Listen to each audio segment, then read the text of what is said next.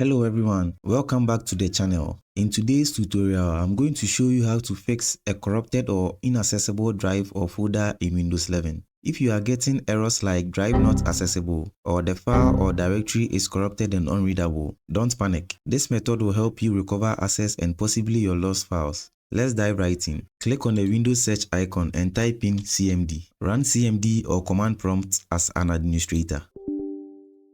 You need admin rights for this fix to work properly. Now, in the command prompt window, type the following command. Type chkdsk space E, which represents the letter drive, then colon, space /F, space /R, space /X. Replace the letter E with the actual drive letter of your corrupted drive. Now then you press enter to begin the scan. The /F fixes any detected errors. The /R locates bar sectors and recovers readable data. The /X forces the drive to dismount before scanning if necessary. Once you run the command, Windows will begin scanning and repairing the drive, depending on the size of your drive and the number of errors. This may take several minutes to a couple of hours. You will see progress updates such as scanning file system, checking for bar sectors, recovering data from damaged areas. Don't interrupt the process. Let it complete fully for best results.